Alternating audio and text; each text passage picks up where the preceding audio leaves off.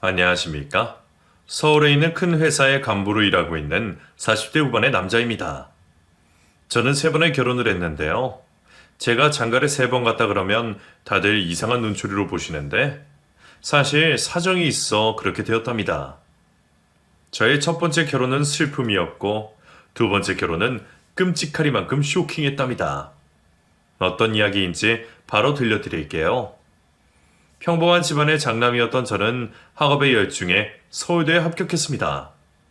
수십 년 전 일이지만 그때를 떠올리면 아직도 가슴이 벅차오르곤 하네요. 저는 대학을 우수한 성적으로 졸업해 바로 대기업 연구실에 취직해서 고액 연봉을 받으며 회사 생활을 시작할 수 있었습니다. 그렇게 능력과 재력을 동시에 쌓아가며 지냈는데 연애는 한 번도 해보지 못했어요. 성공을 위해 앞만 보고 달리기만 했으니 그럴만도 했죠. 그래서 부모님이 마련해준 선자리에 나가 아내를 만나게 되었습니다. 수수하고 청순한 아내는 어디 하나 부족한 게 없는 여자였어요. 집안도 부자인데 미국에서 공부를 하고 와서 외국계 기업에서 억대 연봉을 받는 사람이었어요. 저에게 과분하긴 하지만 첫눈에 반해버려서 선을 본 날 사귀자고 고백을 했는데 아내도 미소를 지으며 받아주었답니다. 약 5개월의 짧은 연애를 해봤더니 아내와 결혼을 빨리 하고 싶어서 청혼을 했어요.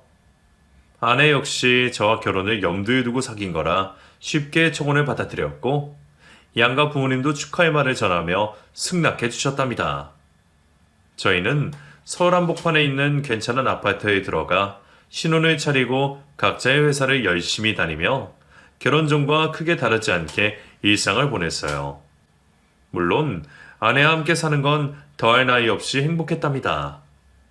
저희 부부는 빨리 아이를 가지기로 해서 열심히 노력했는데 임신이라는 건 생각만큼 쉽지 않았습니다. 양가 부모님 역시 귀가 빠지게 기다리고 계셨는데 해가 바뀌어도 하늘의 선물은 내려오지 않았답니다.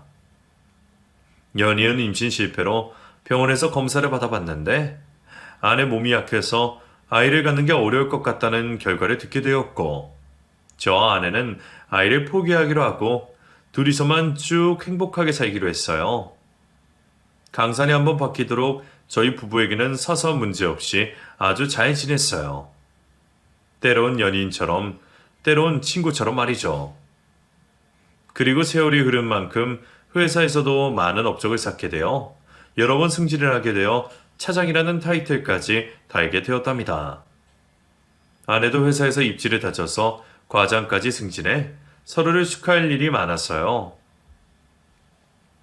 여보, 승진 축하해.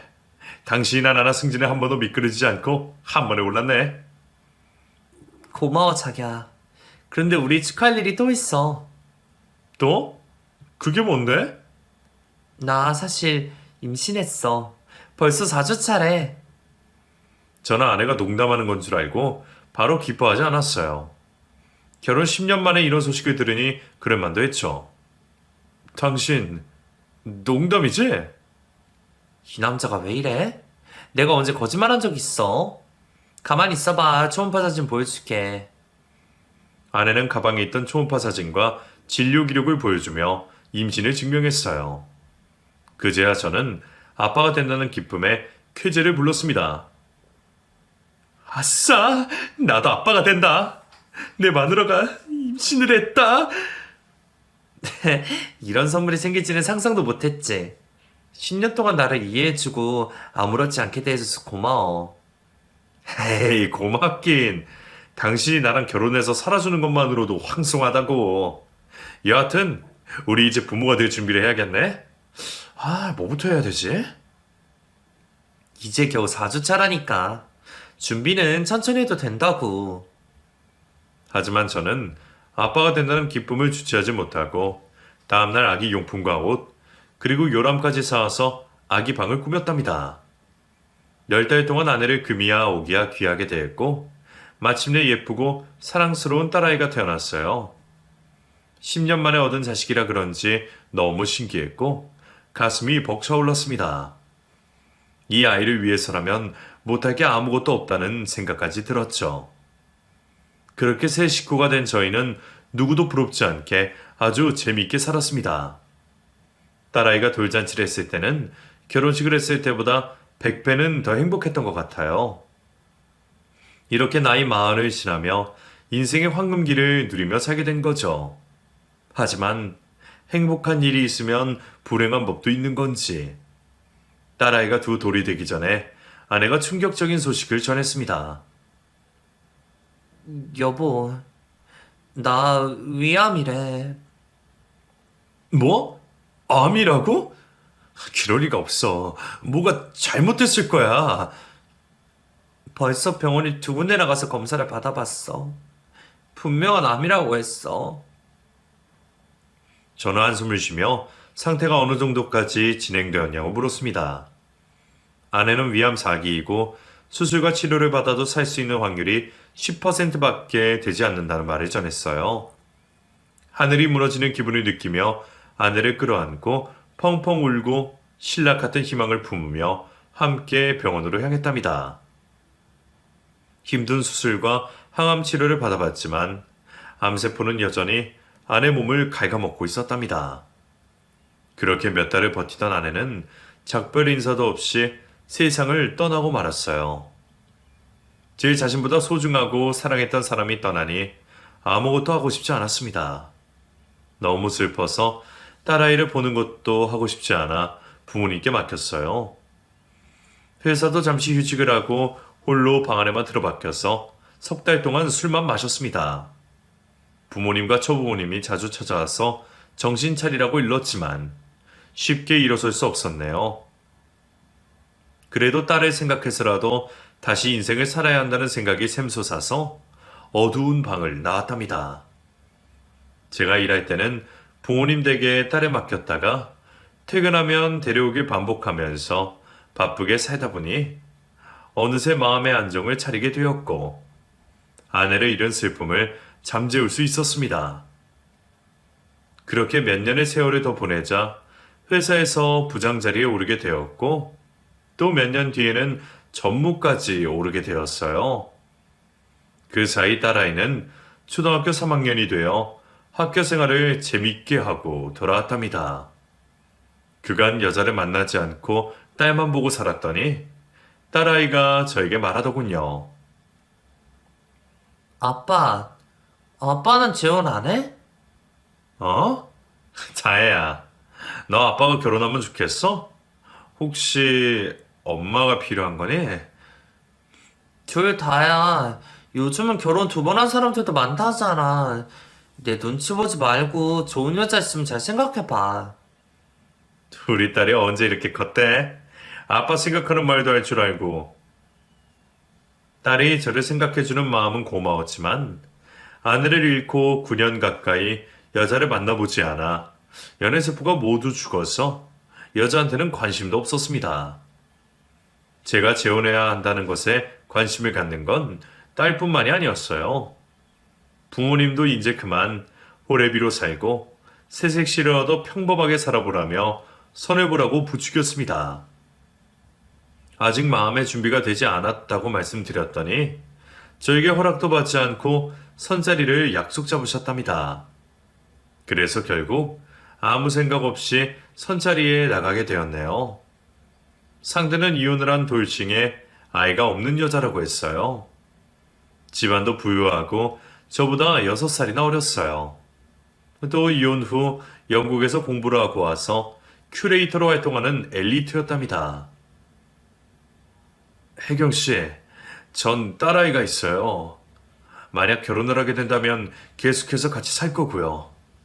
혹시 예상하지 못한 말이라면 이쯤에서 헤어지도록 하죠. 왜 대답도 안 듣고 가시려고 해요? 전 딸을 가지고 싶었어요. 민석 씨랑 결혼하게 되면 딸아이를 제 자식으로 여기고 살 거라고요? 네? 혜경 씨 정도면 저보다 잘나고 젊은 사람을 만나실 수 있잖아요. 애 딸린 호래비가 가당키나 해요?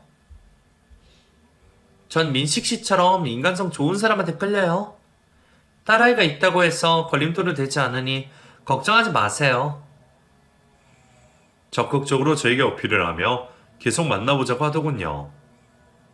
그래서 저는 마음의 문을 열고 혜경 씨와 사귀게 되었습니다.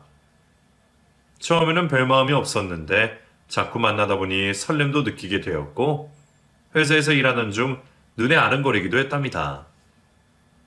그렇게 새로운 사랑을 시작한 지 얼마 지나지 않아 혜경 씨가 바로 결혼하고 싶다는 말을 꺼냈어요. 민식 씨, 저 민식 씨 집에 들어가서 살면 안 될까요? 네? 결혼식도 올리지 않고요? 저나 민식 씨나 결혼식을 해봤는데 뭐하러 그 귀찮은 걸 또 하려고 해요. 그냥 혼인신고만 하고 같이 살면 좋을 것 같은데? 아, 그렇긴 하죠. 그런데 너무 갑작스러워서 뭐라 대답해야 할지 모르겠네요. 뭐야, 아직도 저를 두고 간해보고 계신 거예요? 저랑 같은 마음인 줄 알았는데 제 착각이었나요? 급기야 혜경 씨는 기분이 불쾌하다는 듯이 자리를 일어섰는데 제가 손목을 잡고 말했습니다. 아닙니다, 혜경 씨. 저도 혜경 씨와 같이 살고 싶습니다. 제 아내가 되어주면 좋겠고 제 딸의 엄마가 되어주신다면 진심으로 고마울 것 같아요. 그래요? 그럼 우리 다 생략하고 같이 살아요. 제가 민식 씨 집에 몸만 들어가서 살게 해주세요. 양가 부모님 모시고 식사나 함께 하면서 허락받도록 해요. 그래서 저희는 상견례를 치르게 되었어요. 예비 장인어른과 장모님은 저를 무척 마음에 들어 하시며 바로 사이로 받아주셨답니다. 그 자리에 제 딸도 나왔는데 혜경 씨가 살갑고 다정하게 대해줘서 두 사람은 급격히 친해졌어요. 며칠 뒤 아내가 된 혜경 씨는 짐을 싸서 저희 집으로 들어왔고 한 식구가 되었어요. 아내는 전시회가 열릴 때만 일을 나가서 보통 때는 집에서 살림과 딸아이를 돌봐줬습니다. 아주 조금 걱정이 되었는데 딸에게 들어보니 천사처럼 착하고 자기한테 엄청 잘해준다고 하더라고요. 그 말을 들으니 결혼하길 잘했다는 생각이 매일같이 들었고 아내를 향한 제 사랑도 나날이 커져갔답니다. 여보, 손 씻고 와. 내가 당신 좋아하는 찌개와 반찬 맛있게 만들었어? 우와, 이게 얼마 만에 보는 콩비지 찌개야? 이거 식당 아니면 먹기 힘든 메뉴인데 정말 고마워. 이 정도 가지고 뭘 그래?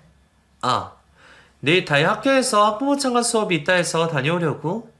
내가 엄마로서 다녀도 되지? 아, 그래? 당연히 되지. 당신이 가면 다이가 엄청 좋아할 거야. 요즘 내 딸이 나보다 당신을 더 좋아하는 것 같더라. 정말? 다행이다. 다이가 날 미워하면 어쩌나 하고 걱정했는데. 여하튼 우리 세 식구 잘 살림만 남았어? 아내는 다음날 학부모 참관 수업에 참여했고 딸아이에게 기쁨을 주었답니다. 다이는 제가 퇴근해서 집에 갔더니 조잘조잘 자랑을 시작했습니다. 아빠, 오늘 엄마가 학교에 와서 얼마나 좋았는지 알아? 그렇게 좋았어? 우리 딸 입이 귀에 걸렸네. 들어봐. 엄마가 학부모님들이 대표해서 발표까지 했어. 어린이들 위해 개선이 되어야 할 점이 뭐가 있는지 콕콕 집어서 말씀했다니까? 그래서 반 친구들이 우리 엄마더러 어린이들의 영웅이랬어. 그 정도였어? 다이는 좋겠네. 엄마가 영웅이어서. 응, 너무 좋아. 엄마가 햄버거까지 돌리고 인기 짱이었는데 아빠가 그걸 봤어야 해. 아무튼 오늘 엄마가 학교에 와줘서 너무 행복했어. 저는 딸아이의 말을 끝까지 다 들어주고 나서야 아내에게 고맙다는 말을 전했습니다. 여보, 진짜 고마워. 다이가 너무 행복해하네. 당신이 내 아내인 게 너무 고맙고 다이의 엄마가 되어줘서 감사해. 앞으로 당신한테 정말 잘할게. 뭐 이 정도 가지고 그래. 난 학부모 회장까지 맡아서 내 딸 길에 팍팍 세워줄 거라고. 정말 그렇게 쭉 행복하고 평범한 가정 속에서 잘 살 거라 믿었답니다. 아내는 한 달에 일주일은 전시회 때문에 지방이나 해외에 출장을 나갔어요. 그녀가 집에 없는 날은 왜 이렇게 허전하든지 제가 아내를 이전보다 더 사랑하고 있다는 걸 다시금 깨달았답니다. 그래서 아내에게 해줄 수 있는 건 다 해주려고 노력했어요. 생활비도 달라는 만큼 주었고 고가의 명품 선물도 자주 사다 주었답니다. 그런데 결혼한 지 두어 달이 지났을 무렵에 아내가 아파트 단지 앞에서 웬 남자와 있는 걸 보게 되었는데 아내가 남자에게 돈을 건네주고 있더라고요. 남자는 돈을 받자마자 사라져서 홀로 남아있는 아내에게 다가가 물었습니다. 여보, 저 남자 누구야? 누구길래 돈을 준 거야? 어? 봤어. 사실은 내가 빚이 조금 있어서 돈을 받으러 온 사람이야. 뭐? 당신이 빚이 있다고? 집안도 잘 살고 직장도 탄탄한 당신이 돈을 왜 빌린 거야? 그리고 집안까지 돈 받으러 온 거면 사채업자 아니야? 사채업자 맞아. 사실은 말이야. 내가 작년에 고향 친구한테 많은 돈을 투자했는데 알고 보니 나한테 사기를 친 거더라고. 부모님한테 말씀드리면 너무 죄송스러워서 혼자 해결하려고 사채를 끌어다 쓰게 되었어. 아이고, 그런 일이 있었단 말이야. 당신 말 들어보니까 장인 장모한테 비밀로 할 만했네. 그런데 빚은 얼마나 남은 거야? 거의 1억 정도. 그런데 당신 신경 쓰지 않아도 돼. 내가 이래서 갚을 수 있어. 하지만 저는 아내가 사채업자에게 시달리는 걸 보고 싶지 않아 빚을 탕감해주겠다고 일렀습니다. 그러자 아내는 면목 없지만 제 돈을 받기로 해서 얼마 뒤 사채 빚을 모두 갚아냈답니다. 아내는 저에게 고맙고 미안하다며 가정에 더 충실했어요. 특히 딸과의 관계가 얼마나 돈독하던지 옆에서 볼 때면 미소가 절로 나왔습니다. 이렇게 아내에게 큰 불을 꺼주어서 별일이 없겠다 싶었는데 얼마 뒤 집 앞에 똑같은 사채업자가 또 찾아왔어요. 저는 사채업자와 대화를 나누려고 뛰어가서 그를 잡았습니다. 이봐요. 제 아내 빚을 다 갚아줬는데 왜 또 돈을 받으러 온 겁니까? 갚긴 뭘 다 갚아요? 아직 받아야 돈이 산더미처럼 쌓여있는데 당신이 대신 갚아주지 않을 거면 신경 쓰지 마셔. 그게 무슨 말이에요? 여보, 당신이 말해봐. 아직도 빚이 남아있는 거야? 사실은 당신에게 못다한 이야기가 있어. 집에 가서 얘기할 테니까 이 사람은 그냥 보내주자. 그래서 집으로 돌아가자마자 무슨 돈을 얼마나 왜 빌렸는지 물어봤습니다. 여보, 미안해. 사실은 전 남편에게 보증을 서준 적이 있어. 물론 이혼 전에. 그런데 사업이 망하고 잠수를 타는 바람에 그 빚을 고스란히 내가 갚고 있었어. 나도 어쩔 도리가 없어서 일이 이렇게 되어버렸어. 뭐? 그게 얼마나 되는데? 2억. 뭐 2억? 당신이 그 빚을 다 갚아야 하는 거야? 내가 변호사를 알아봐 줄까? 분명 방법이 있을 거야. 아니야, 이미 시도해봤어. 그런데 보증을 선 내 잘못이라고 다 갚아야 한다더라. 아휴, 큰일이네 그럼. 당신 부모님께 말씀을 드리지 그랬어. 도와달라고 하면 충분히 도와주실 수 있잖아. 그건 안 돼. 우리 부모님이 전 남편 때문에 몇 번이나 쇼크로 쓰러지셨었어. 사실 전 남편은 개차반이었어. 바람 피우는 건 물론이고 술만 마시고 들어오면 나에게 손찌검을 했어. 우리 부모님은 그걸 지켜보고 여러 번 쓰러지셨다고. 이 일까지 알게 되시면 진짜 무슨 일이 날지도 모른단 말이야. 당신 전 남편이 그럼 개자식이었어? 당신 같은 여자를 두고 바람 피운 것도 모자라 손찌검까지? 나쁜 놈. 내 눈에 걸리면 가만두지 않겠어. 여보, 흥분하지 마. 이미 다 지난 일이고 나도 다 잊었어. 당신은 신경 쓸 거 없으니까 가만히 있어도 돼. 지난번에도 1억이나 도움을 받았는데 또 부담 주고 싶지 않다고. 저는 최대한 아내 입장에서 생각해 보려고 머릿속으로 어떻게 해결해야 할지 고뇌해 봤답니다. 여보, 내가 그 큰 돈을 또 쓰기는 좀 그러니까 다달이 갚아주도록 할게. 차용증하고 그동안 갚아온 통장 이력을 줘봐. 차용증? 통장? 그건 왜? 그게 있어야 얼마가 남았는지 알 수 있잖아. 내가 다달이 갚아줄 테니까 사채업자 계좌랑 전화번호도 알려줘. 내가 한 번에 갚지 못하지만 분납해서 최대한 빠른 시일 내에 갚아줄게. 그러자 아내는 고개를 절레절레 흔들며 거절했습니다. 그냥 자기가 알아서 하겠다며 생활비만 더 올려달라고 하더군요.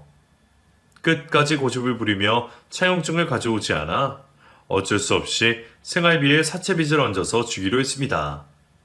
그래도 저는 이렇게 하는 건 아니다 싶어서 처부모님들을 뵈면 사실대로 말하고 아내의 빚을 탕감받게 해줄 생각이었어요. 그런데 얼마 전까지 연락이 잘 되던 장인 장모가 제 연락을 안 받기 시작했답니다. 여보, 장인 장모님 두 분 다 요즘 바쁘신가? 왜 이렇게 연락이 안 돼? 어? 아마 부동산 투자 때문에 지방 다니시느라 정신이 없으실 거야. 그런데 왜? 왜긴 왜야. 우리 결혼한 지 석 달이 지났는데 초과에 가보지도 못하고 있잖아. 한 가족인데 가끔이라도 뵈면서 지내야지. 아, 그렇긴 하지. 그런데 요즘은 바빠서 안 될 거야. 다음에 한가해지면 그때 뵙도록 하자. 저는 아내의 반응이 너무 수상하게 느껴졌습니다.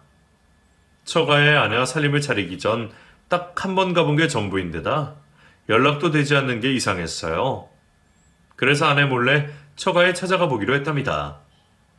며칠 뒤 주말이 오자 아내는 전시회 때문에 지방으로 내려가서 혼자 처가를 찾아갔어요.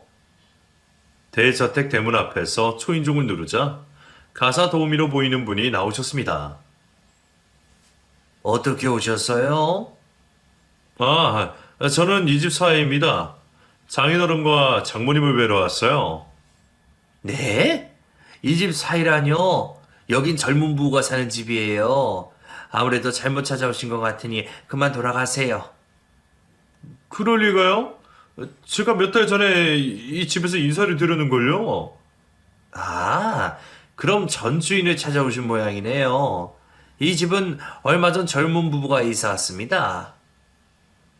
처부모님은 집을 팔고 다른 데로 이사 가신 것 같았습니다.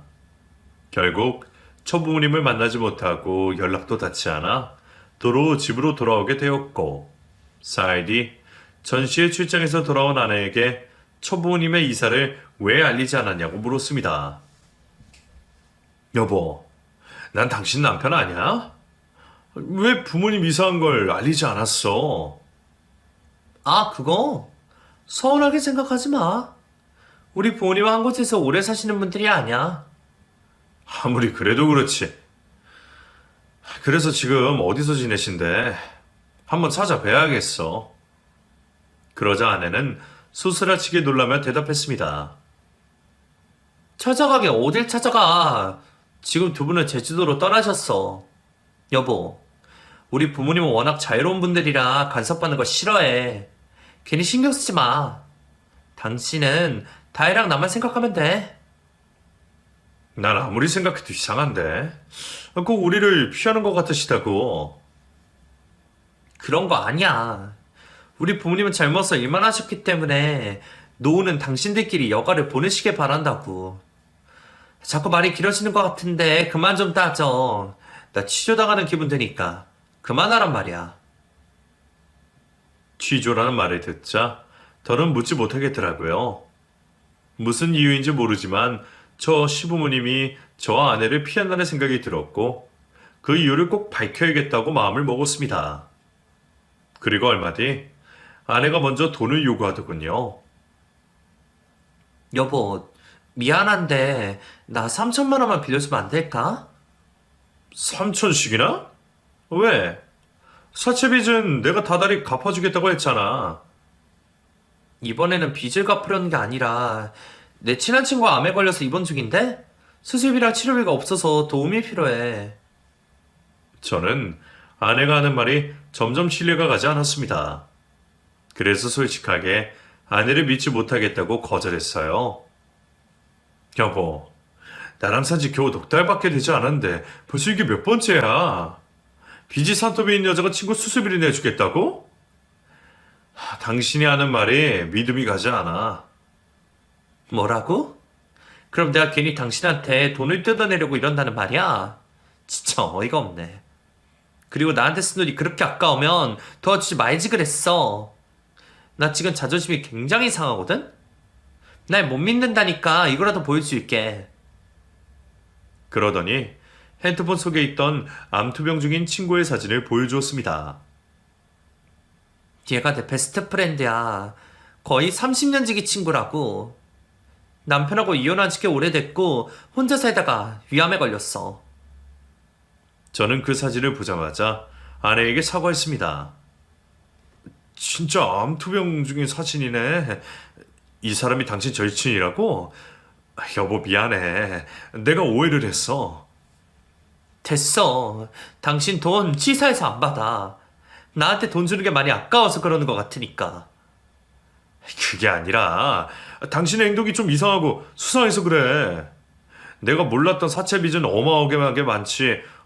처부모님들은 어디 가셨는지 곱빼기도 볼 수 없지. 나도 그러지 않으려고 하는데 당신에 대한 믿음이 사라지는 것 같다고.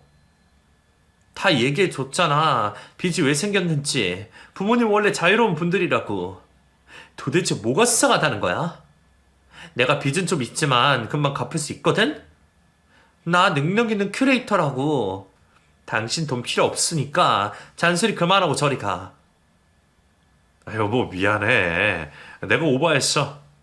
당신 친구 수술비 마련해 줄 테니까 기분 풀어. 저는 아내의 말을 믿고 돈을 빌려주기로 했습니다. 세상을 떠난 전처 생각이 나서 꼭 도와주고 싶다고 말했죠.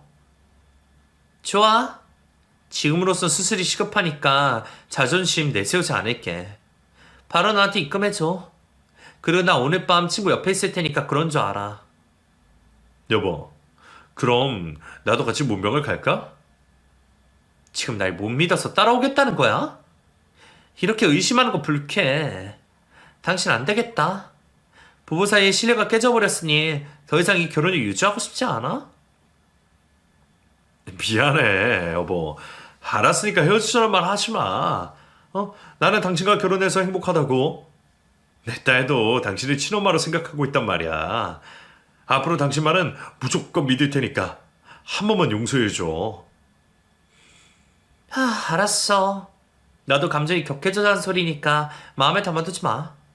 그럼 다녀올게. 그렇게 아내는 친구가 있는 병원으로 떠났고 이튿날 아침에 제가 보내준 돈으로 병원비를 수납했다며 모바일 영수증으로 사진으로 보내줬습니다. 그제야 저는 아내를 믿지 못한 것에 대하여 진심으로 다시 사과의 말을 전했어요. 그리고 한동안 돈 이야기가 나오지 않았습니다. 제가 사채빚을 생활비에 얹어주고 있는 것 말고는 크게 돈 쓴 일이 없어 다행스럽게 느꼈네요. 그런데 몇 주 뒤에 아내가 놀랄만한 이야기를 꺼냈습니다. 여보, 나 이틀 정도 못 들어와. 장례식장에 가야 할 것 같아. 장례식장? 설마 당신 친구가? 아니야, 그 친구는 치료 잘 받고 있어.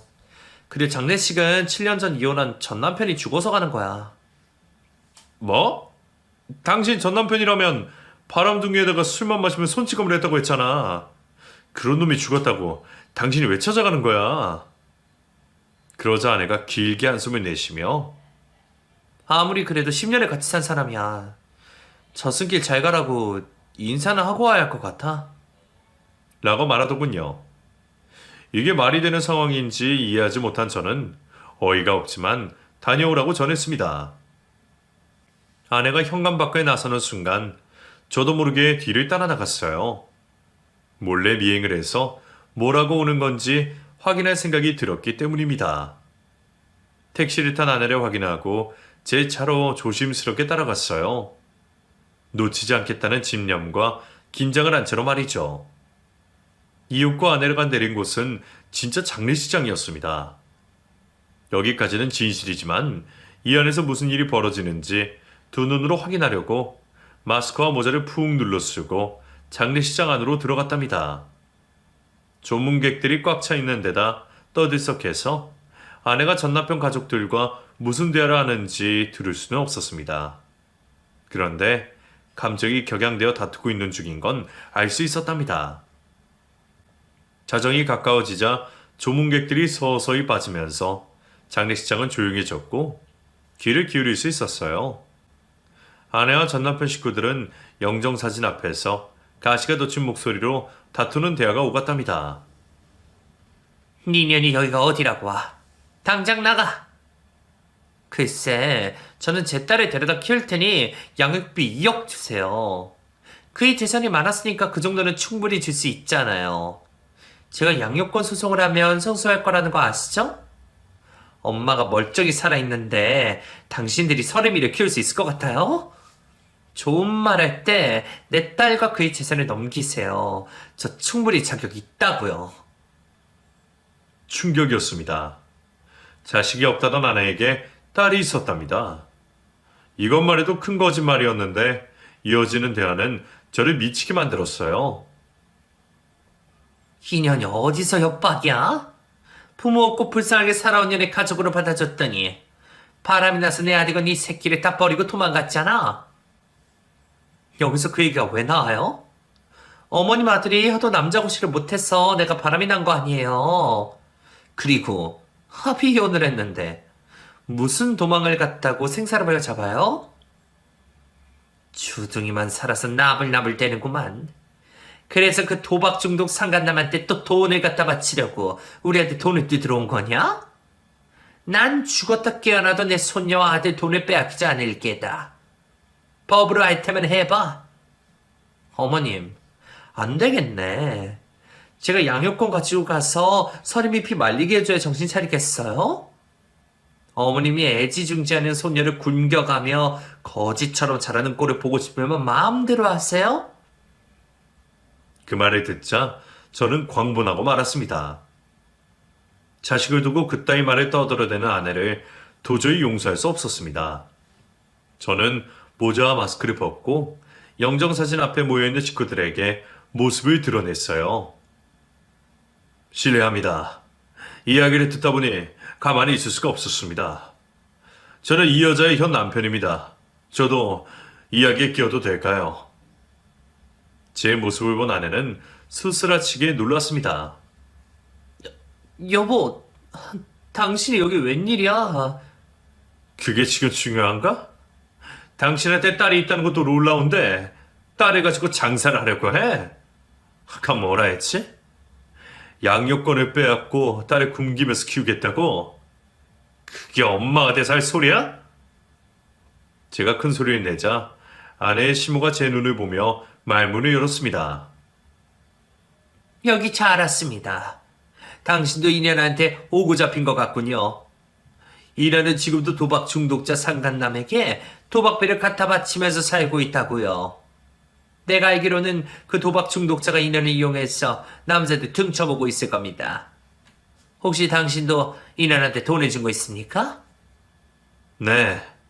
이 사람이 친구한테 사기당한 1억을 해결해줬고 또 절친이 암 수술을 받아야 한대서 3천만 원을 줬습니다. 그리고 고인이 되신 아드님의 빚을 매달 갚고 있어요. 제 아들의 빚이요? 이년이 뭐라고 했는지 몰라도 내 아들은 빚이 하나도 없습니다. 네. 벽 뒤에서 들어보니 그런 것 같더군요. 전 고인이 바람을 피우고 아내를 때렸다고 들었어요. 그 모든 게 거짓말이라는 걸 지금에서 알게 됐네요. 어르신, 양육권 빼앗길 일은 없을 겁니다. 제가 이 여자를 사기죄로 고소할 테니 염려 마세요. 아이고, 죽은 내 아들이 귀인을 보내주셨네. 감사합니다. 그러자 아내가 불같이 화내더군요. 그동안 숨겨왔던 날카로운 이빨을 드러냈답니다. 야, 이 새끼야. 내가 너랑 결혼해줬으면 고마운 줄 알아야지. 어디서 고소를 하겠다고 큰 소리 쳐? 네 새끼한테 엄마가 돼서 잘 살고 있었잖아. 그깟 돈 좀 썼다고 날 사기꾼으로 뭐라? 당신, 이런 여자였구나. 그동안 어떻게 꽁꽁 숨기고 사셨어? 하나부터 열까지 모두 거짓말인 니년을 내가 가만히 둘 줄 알았냐? 너 나한테 뜯어간 돈을 모두 그 도박쟁이 상간남한테 갖다 바친 거지? 그래, 이 자식아. 내 애인한테 줬다. 꼴랑이랑 3천 가지고 더럽게 치사하게 구네. 그냥 조용히 입 닥치고 살 것이지. 왜 마누라들을 똥개마냥 쫓아서 방해를 했나? 안 그래도 너한테 더 이상 돈이 나오지 않을 것 같아서 끝낼 생각이었어. 소송으로 이혼하고 위자료를 왕창 뜯어낼 거니까. 그런 줄 알아? 아내는 아주 당당하게 상간남과 만나온 사실을 고백하더군요. 너 아직 상황 파악이 안 됐니? 난 너한테 사기 결혼을 당한 거야. 위자료가 아니라 콩밥 먹을 생각을 해야지, 이 멍청한 년아. 아내는 눈이 뒤집혀 저에게 달려들었어요. 무슨 사기 결혼이야. 너도 나랑 살아서 좋았잖아. 그거면 된 거 아니야? 누구나 비밀을 품고 사는 건 당연한 건데 왜 설레발에 쳐? 내가 애인이 있는 게 불만이면 너도 애인을 만들면 될 거 아니야. 그리고 지금 양육비 받으는 상황에 네가 왜 죄를 뿌리고 난리야? 제정신이 아닌 아내는 말이 통하지 않았습니다. 자기가 원하는 것만 얻으면 그만이라고 생각하는 것 같더라고요.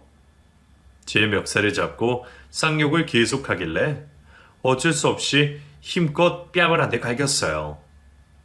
바닥에 쓰러진 아내는 다시 일어서서 늑대 같은 이빨을 드러내며 달려들었답니다. 그러자 아내의 전시모가 잽싸게 머리채를 잡고 바닥에 내팽개치자 다른 식구들이 몰려들어 아내를 발로 밟아버렸어요. 만신창이가 된 아내는 포효하며 발광했지만 끝내 힘이 빠져서 기절하고 말았답니다. 저와 아내의 전시모는 날이 밝을 때까지 기다렸다가 경찰서로 찾아가 아내를 사기죄와 협박죄로 고소했습니다. 증거가 될 만한 것들을 다 제출하자 뭔가 떠올랐어요. 아내가 친구 수술비로 수납한 영수증 사진이요. 형사님에게 이것도 위조한 것 같다며 보여드렸더니 바로 분석을 하시더니 역시나 위조된 영수증이라고 하시더라고요. 많은 증거들을 수집한 형사들은 아내의 도박 중독 상간남을 조회했답니다. 도박 전과 산범인 아주 지독한 도박꾼이라고 하더군요. 그리고 저에게 사진을 보여주셨는데 글쎄 아내를 찾아와 돈을 받아가던 사채업자가 상간남이었더라고요. 도박할 돈을 뜯으러 온 건데 저는 그것도 모르고 순진하게 아내를 믿어버렸으니 진짜 기가 차더라고요. 형사는 아내를 먼저 체포하고 조사를 했는데 그 상간남이 아내를 일부러 돈 많고 능력 있는 남자를 꼬우셔서 결혼하라고 시켰답니다.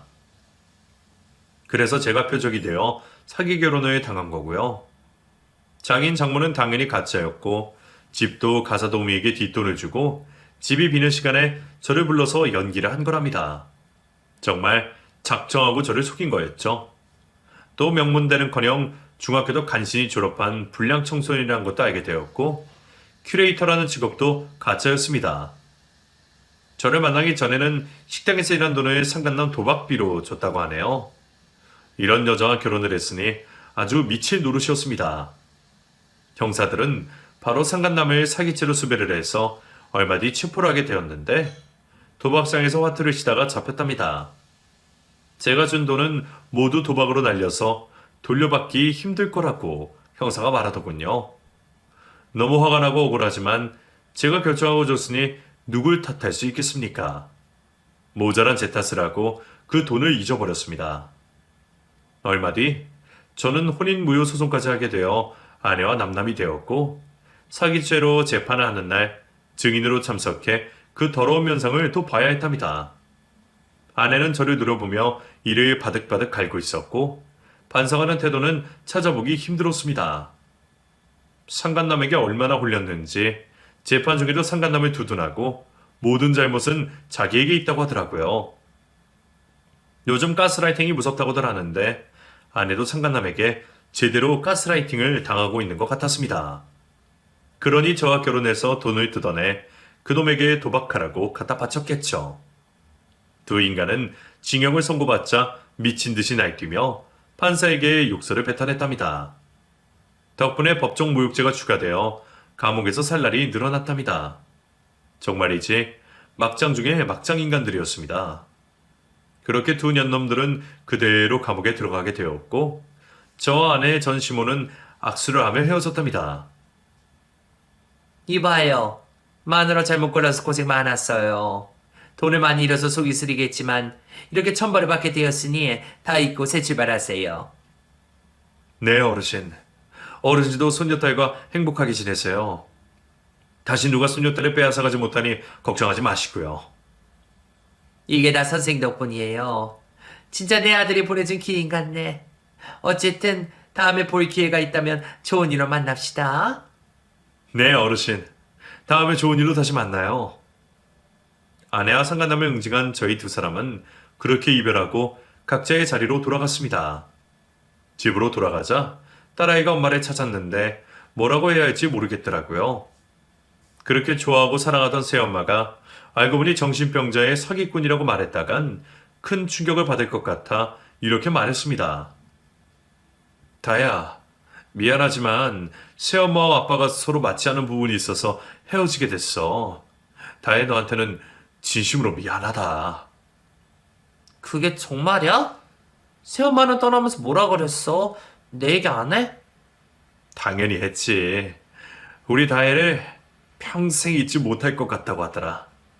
마음속으로는 계속 너를 응원하겠다고 했어. 그러자 딸아이는 눈시울을 붉히며 닭똥 같은 눈물을 흘렸습니다. 그리고 저는 딸아이에게 제대로 된 새엄마를 만들어주고 싶고 제대로 된 사람을 만나고 싶어 선을 매주 보았답니다.